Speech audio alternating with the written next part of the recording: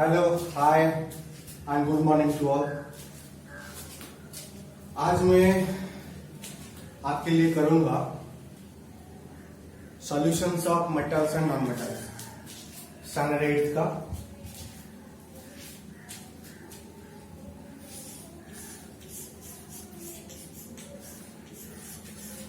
Solution of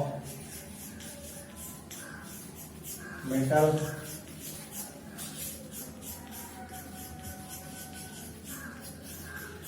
और non metal.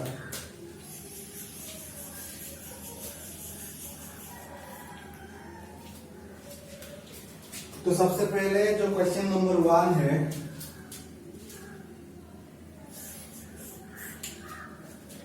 Which of the following can be beaten into sheets. यहां पर दिया है जिंक और दिया है फास्फोरस और दिया है सल्फर और दिया है ऑक्सीजन। ये पूछ रहा है इनमें से किसको हम सीड्स में बदल सकते हैं। अगर हैमर से पीटेंगे तो पतले सीड में बदल जाएगा। तो जनरली ये प्रॉपर्टी, इसे हम बोलते हैं क्या, मालेबिलिटी। ये मालेबिलिटी वाला जो प्रॉपर्टी होता है ये सिर्फ और सिर्फ मेटल में पाया जाता है। तो ये जिंक होगा इसका आंसर, बाकी ये तीनों तो नॉन मेटल्स हैं। Question number 2, which of the following statement is correct. 4 statement दिया है, कौन सा सही ये पूछ रहा है। ए में दिया है all metals are ductile.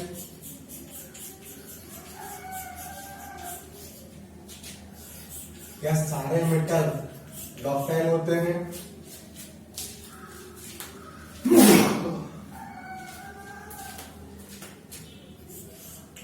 B, all non metals ductile. क्या सारे नॉन मेटल डक्टाइल होते हैं? सी में दिया है generally metals ductile, generally metals ductile. और डी में दिया है some non metals ductile, सॉम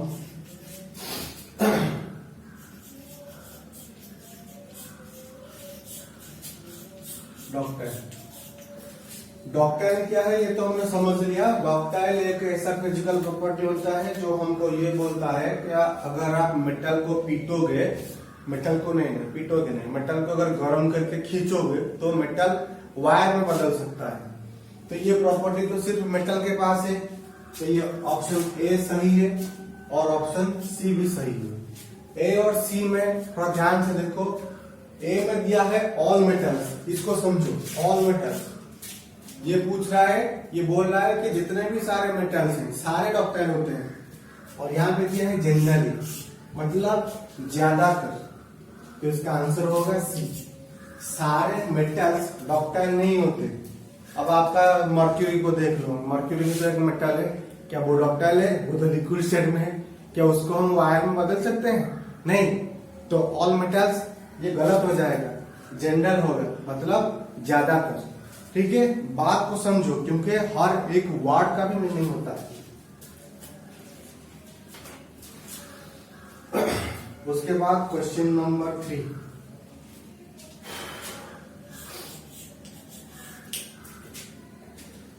first question दिया है phosphorus is a very dash non metal. जो फॉस्फोरस होता है वो कैसा नॉन मेटल होता है? तो इसका आंसर होगा रिएक्टिव। फॉस्फोरस ये बहुत ही रिएक्टिव होता है। ज्यादातर नॉन मेटल्स रिएक्टिव नहीं होते, लेकिन फॉस्फोरस ये बहुत ज्यादा रिएक्टिव होता है। अगर फॉस्फोरस को इसे बाहर रखोगे तो जैसे ही ये ऑक्सीजन या हवा के कांटेक्ट में आएगा तो उसमें एक्सप्लोजन हो जाएगा। इसलिए फास्फोरस को पानी के अंदर डुबो के रखते हैं। पानी के अंदर या फिर उसे केरोसिन के अंदर रखा जाता है या फिर ऑयल के अंदर उसे रखा जाता है। एयर के कांटेक्ट में नहीं आना चाहिए। उसके बाद बी, यहाँ पर 2 प्लांट्स दिया है, metals are dash conductors of heat, metals are good conductors of heat, good. और एक ब्लैंक दिया है, metals are dash conductors of heat and dash, metals are good conductors of heat and electricity, electricity.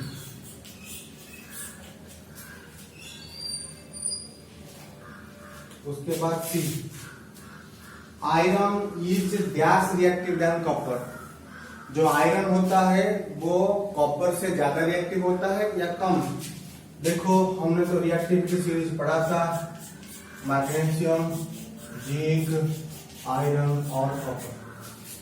So copper और iron को थोड़ा ध्यान से देखो, आयरन पहले आता है, इसका मतलब आयरन कॉपर से ज्यादा रिएक्टिव हुआ, so more, iron is more reactive than copper. उसके बाद D, metals react with acids to produce gas gas, जब कोई मेटल एसिड के साथ रिएक्शन करता है तो हमने केमिकल प्रॉपर्टी में पढ़ा था कि आपको देगा सॉल्ट और हाइड्रोजन गैस, तो इसका जो राइट आंसर होगा दैट इज हाइड्रोजन गैस। यहां तक क्लियर हुआ?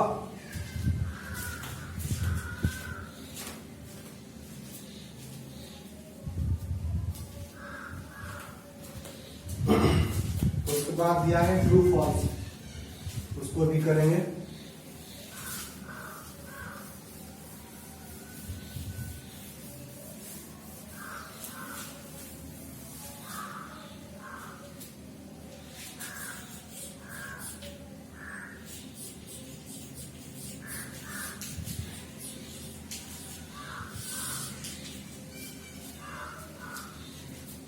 फर्स्ट क्वेश्चन दिया है, generally non metals react with acids, ये दिया है कि जो नॉन मेटल्स होते हैं जनरली, सभी नॉन मेटल्स नहीं, कुछ नॉन मेटल्स ऐसे होते हैं जो एसिड के साथ रिएक्ट करते हैं, तो इसका जो आंसर होगा, इसका आंसर होगा नो,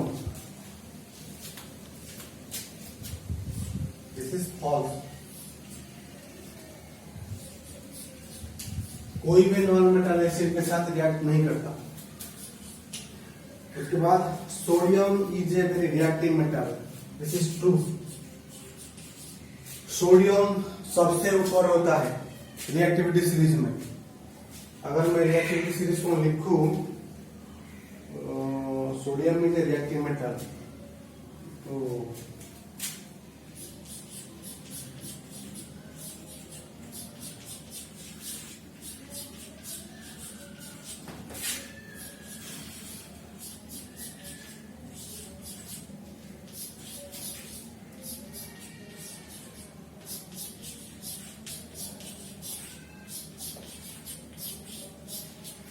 तो ये है रिएक्टिविटी सीरीज।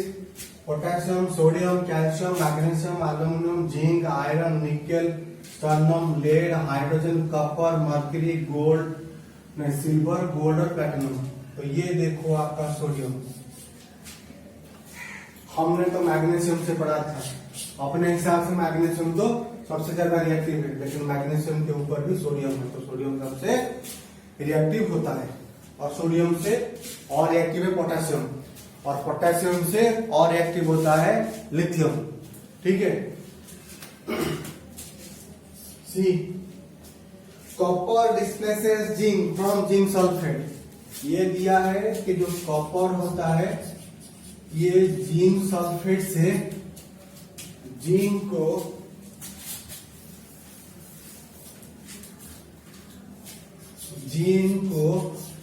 डिस्प्लेस करता है। कॉपर जिंक को डिस्प्लेस करता है। बाहर कौन है? कॉपर। तो कॉपर को देखो यहाँ पर लास्ट में है, इसका मतलब कॉपर बिल्कुल रिएक्टिव नहीं है। अगर रिएक्टिव नहीं है तो जिंक को डिस्प्लेस करेगा? नहीं करेगा। तो इसका मतलब ये गलत हो गया और आंसर हो गया आपका false. D, coal can be drawn into wire. Coal को हम वायर में बदल सकते हैं।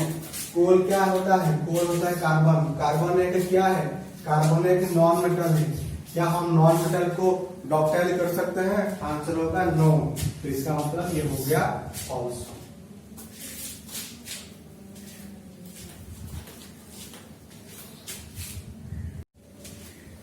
अब करेंगे क्वेश्चन नंबर 5 से।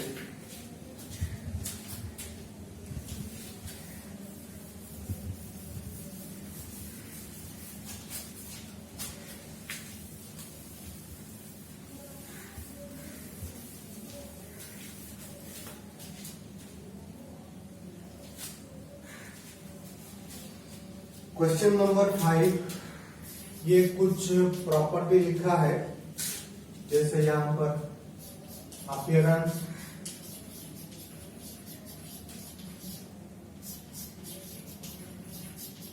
Hardness,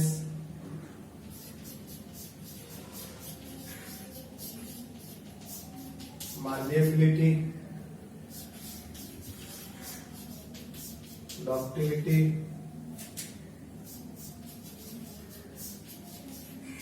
heat conduction,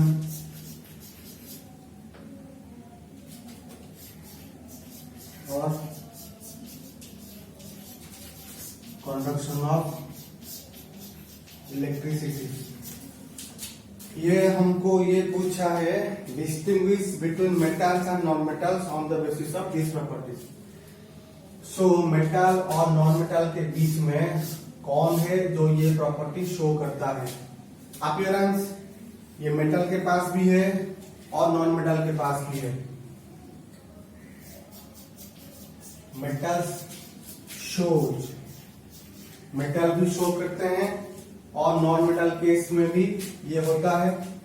non metal में कौन? आयोडीन। ठीक है, ये मेटल वाला पार्ट है और ये नॉन मेटल वाला। हार्डनेस, जनरली ऑल, जितने सारे मेटल्स होते हैं सिर्फ सोडियम, पोटेशियम और लिथियम को छोड़ के ये बहुत ही सॉफ्ट होते हैं। नॉन मेटल में कौन हार्ड होता है? डायमंड।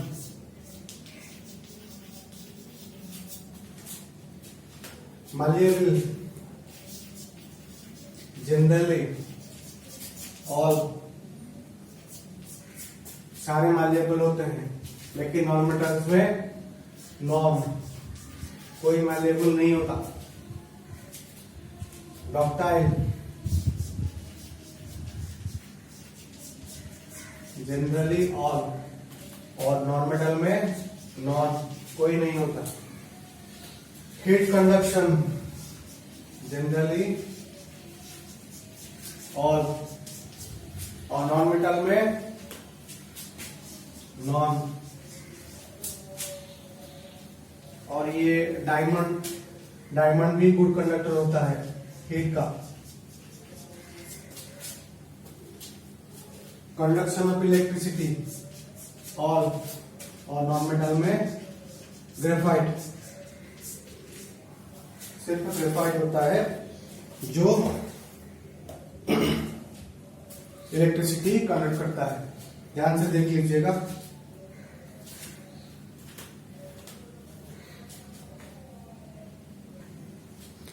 सो क्वेश्चन नंबर 6 में यहां पर 4 गिव रीजंस दिया है। सबसे पहले दिया है aluminium foils used to wrap food. इसका आंसर क्या होगा?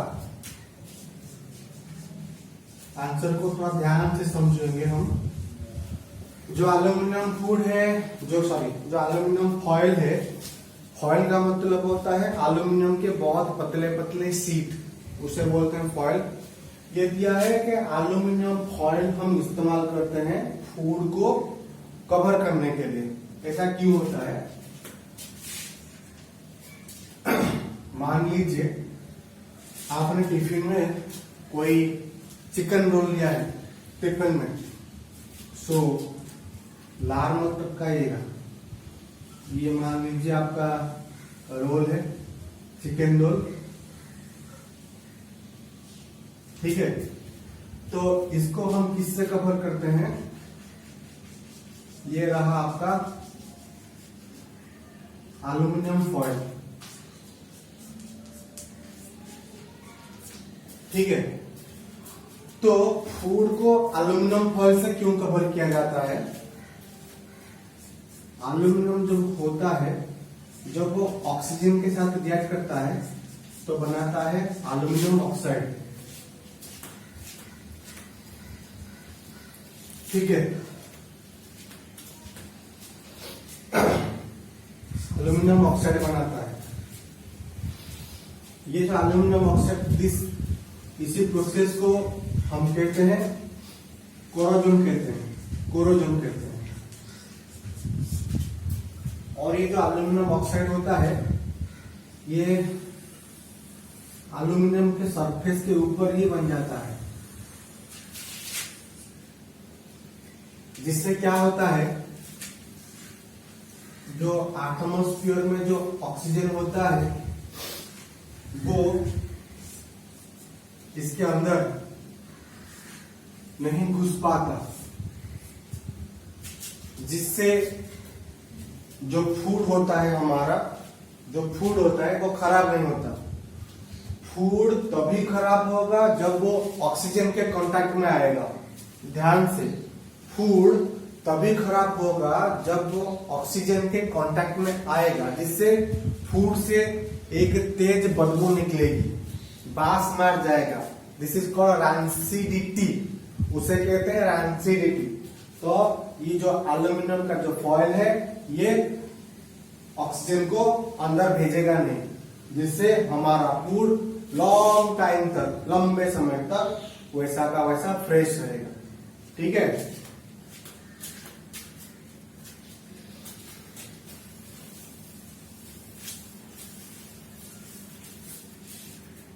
उसके बाद B, immersion rods for heating liquids are made of metals. Winter के मौसम में जब नहाने के लिए आप पानी गर्म करते हो, वो बोला है पानी गर्म करने के लिए इमर्शन रॉड, मतलब जैसे आपने तो देखा होगा कोई ऐसा इलेक्ट्रिक रॉड होगा, ये उसका हैंडल है, यहां से एक मेटल का रॉड ऐसे निकला होगा, वैसे ऐसे, और ये आपका electric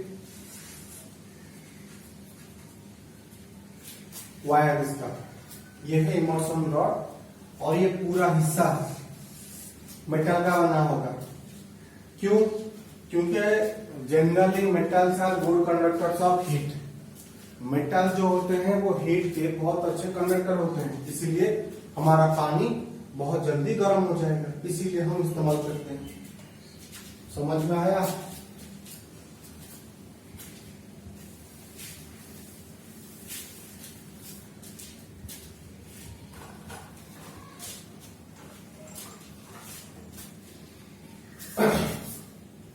C, copper can not displace zinc from salt solution.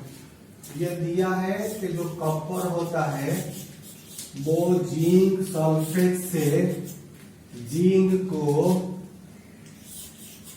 Displace नहीं कर पाता, नॉट पॉसिबल। ये रिएक्शन नहीं होता क्योंकि हमें पता है रिएक्टिविटी सीरीज में जिंक और कॉपर के बीच में जो जिंक होता है वो सबसे ज्यादा रिएक्टिव होता है, जिंक होता है सबसे ज्यादा रिएक्टिव, इसीलिए ये रिएक्शन पॉसिबल नहीं है।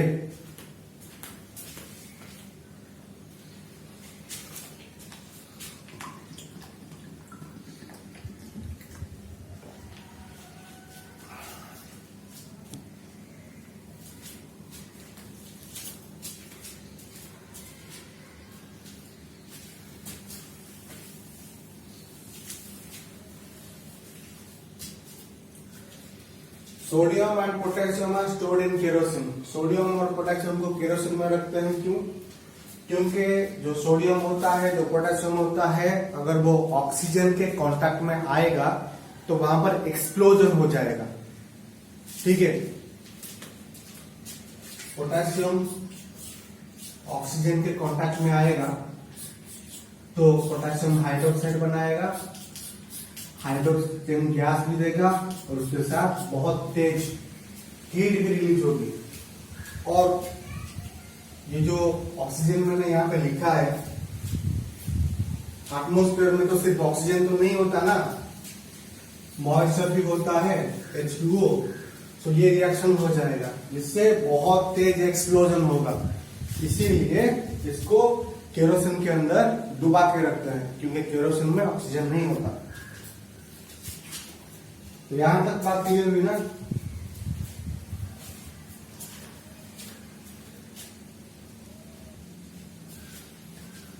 क्वेश्चन नंबर 7,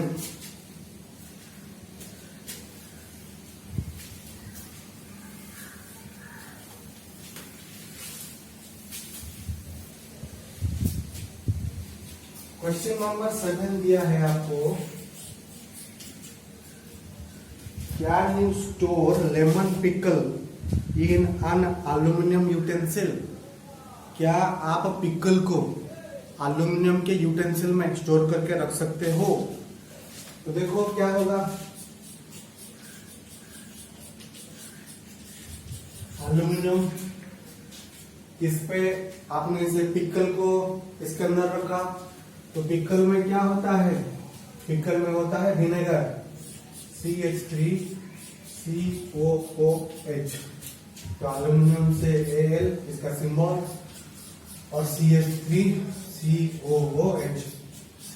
तो ध्यान से, ये मेटल है और ये एसिड, जब मेटल के साथ एसिड रिएक्ट करेगा तो बनाएगा सॉल्ट और यहां पर मिलेगा हाइड्रोजन गैस। तो ये जो सॉल्ट है बच्चों, ये पॉइजनस भी हो सकता है। ठीक है, अगर आपने कभी भी एल्यूमिनियम के बर्तन में पिकल को रखा और उसे खाया, तो ये जो सॉल्ट है ये पॉइजनस हो सकता है, जिससे हम बीमार हो सकते हैं, या फिर फूड पॉइजनिंग हो सकती है, या फिर एसिडिटी, या फिर हमारी जान जा सकती है। ठीक है,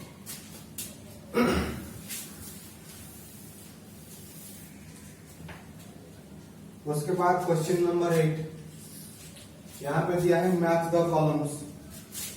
तो ए में कुछ मेटल का नाम दिया है और बी में वो क्या कौन से यूजेस होते हैं उसके, ये दिया है, तो हम उसे मैच करेंगे। गोल्ड जो होगा, गोल्ड का इस्तेमाल हम करते हैं ज्वेलरी बनाने में।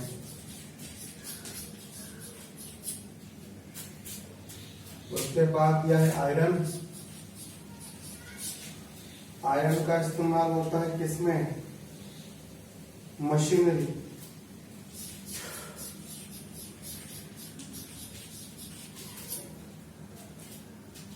उसके बाद आया है एल्यूमिनियम,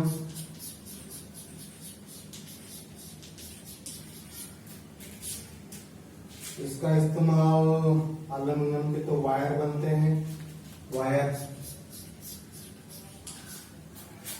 उसके बाद दिया है कार्बन,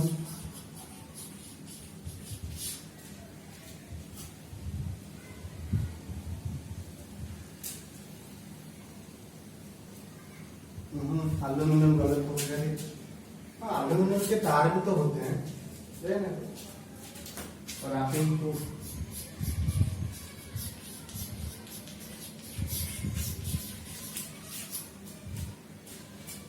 कार्बन कार्बन कार्बन क्या होगा भाई? कार्बन हो जाएगा फ्यूल। जो पेट्रोल, जो डीजल, जो कोल होता है वो सब कार्बन ही तो है। कॉपर, कॉपर के सिर्फ और सिर्फ इलेक्ट्रिक वायर बनते हैं। उसके बाद मर्क्यूरी, मर्क्यूरी का सिंबल है Hg, जिसे थर्मोमीटर में इस्तेमाल किया जाता है। तो यहां तक बात समझ में आई, आगे की कहानी शुरू करें।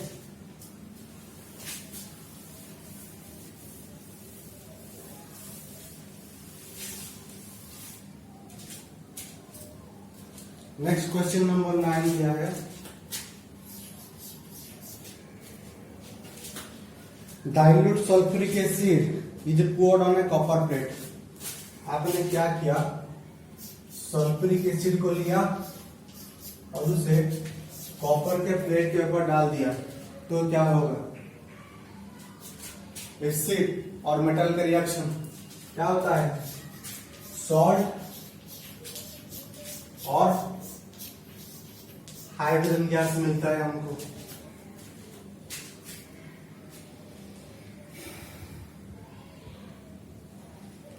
बी क्वेश्चन में दिया है iron nails are placed in copper sulphate, write what equation for the reaction. आपने आयरन नेल लिया, इसको कॉपर सल्फेट में डाल दिया, तो इसको इक्वेशन में लिखो। तो आयरन कॉपर को डिस्कस कर देगा और कॉपर बाहर आ जाएगा। हो गया। Question number 10, Saloni took a piece of burning charcoal। सलोनी ने क्या किया, एक जलती हुई चारकोल को लिया and collected the gas evolved in a test tube. तो उसने जो चारकोल है उससे जो धुआं निकल रहा है उसको एक टेस्ट ट्यूब में रखा। How will she find the nature of the gas, how will she find the nature of the gas. अब वो गैस जो उसने रखा, चारकोल का मतलब क्या होता है, कोयला। जो कोयला जलता है तो कोयला क्या होता है, कार्बन। कार्बन जलेगा तो आपको क्या मिलेगा, कार्बन डाइऑक्साइड मिलेगा।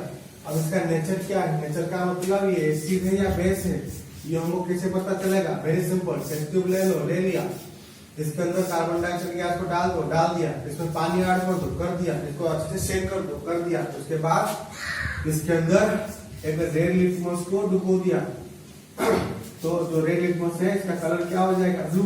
तो इसका मतलब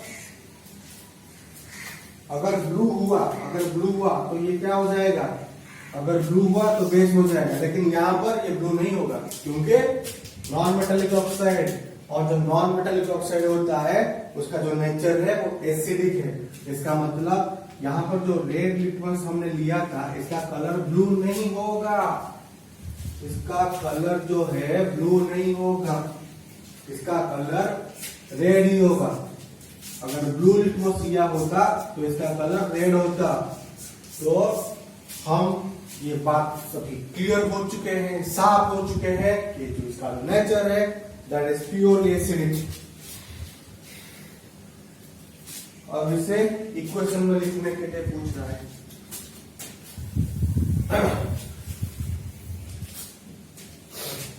कार्बन, कोल, ऑक्सीजन के प्रेजेंट में उसे आपने जलाया तो आपको मिला कार्बन डाइऑक्साइड गैस। अब कार्बन डाइऑक्साइड गैस को आपने वाटर के साथ, लिक्विड है, नीचे एल लिख दिया, मिक्स कर दिया। अब आपको मिलेगा H2CO3 सॉल्यूशन AQ, ठीक है। और इसे कहते हैं कार्बोनिक एसिड, कार्बोनिक एसिड, ठीक है।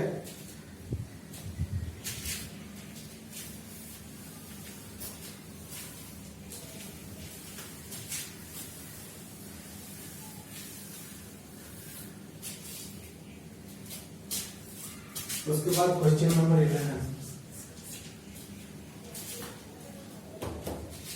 One day Rita went to a jewellery shop with her mother. एक बार क्या हुई, जो रीता है वो अपने माँ के साथ एक ज्वेलरी शॉप में गई। Her mother gave an old jewellery to the goldsmith to polish. और उसकी जो माँ थी, रीता की जो मम्मी थी, उन्होंने क्या किया, जो गोल्ड स्मिथ था वहां दुकानदार था, उसे अपने ज्वेलरी को थोड़ा सा पॉलिश करने के लिए, साफ करने के लिए दिया, साफ करने के लिए। Next day when they brought the jewellery back, अब जब अगले दिन उन्होंने जो ज्वेलरी को लाने के लिए गए, they found that there was a slight loss in its weight. जो ज्वेलरी था, जिस उसका जो वजन था वहां पे थोड़ा सा कमी हो गई। Can you suggest a reason for the loss in weight. क्या आप ये बता सकते हो कि उसका जो वजन है वो क्यों कम हुआ। बहुत ही बढ़िया सवाल था। गोल्ड की ज्वेलरी थी, गोल्ड को तो जो वेट किया जाता है कैरेट में, मगर हम यहाँ पे बात को समझने के लिए ग्राम का इस्तेमाल कर लेते हैं। मान लो कि कुछ 50 ग्राम का गोल्ड था, इसको क्या किया, जो गोल्ड स्मिथ ने पॉलिश कर दिया। पॉलिश का मतलब क्या है, उसको घिसा, इसको घिसा, जो अभी जैसे क्या दिक्कत है। अब जैसे ये सैंड का पेपर है, साफ हुआ है क्या नहीं? तो जो गोल्ड स्पून थे उसने भी कुछ वैसा किया, तो जिससे क्या हुआ, यहाँ पर गोल्ड लॉस हो गई। जो ऊपर सरफेस के ऊपर जो गोल्ड था वो तो चला गया, वो बाहर चला गया। जिससे क्या हुआ, जो गोल्ड की जो वेट है वो कम हो जाएगी। और दूसरा रीजन ऐसा हो सकता है, जो गोल्ड स्मिथ होते हैं वो गोल्ड को साफ करने के लिए एक स्ट्रॉन्ग एसिड का इस्तेमाल करते हैं, उसे कहते हैं एक्वा रेजिया, जिसमें क्या होता है 3 पार्ट हाइड्रोक्लोरिक एसिड होता है और 1 पार्ट नाइट्रिक एसिड होता है। हाइड्रोक्लोरिक एसिड और नाइट्रिक एसिड का जो रेशियो है 3:1 होता है, और ये गोल्ड को डिसॉल्व कर देता है। गोल्ड एक नोबल मेटल है जो कोई भी एसिड के साथ रिएक्ट नहीं करता, लेकिन ये जो स्ट्रॉन्ग एसिड है इसके साथ रिएक्ट करता है। तो शायद जो गोल्ड स्मिथ है उसने इसका इस्तेमाल किया होगा साफ करने के लिए, जिससे थोड़े से गोल्ड डिसॉल्व हो गए, इसलिए गोल्ड का जो वेट है वो कम हो गया। So these are the most possible reasons. ठीक है, सो सॉल्यूशन आपका अभी खत्म हो गया, तो गो एंड वॉच। थोड़ी तेरे पास कहीं रह जाऊं मैं, खामोशियां तेरी सुर और दूर कहीं ना जाऊं।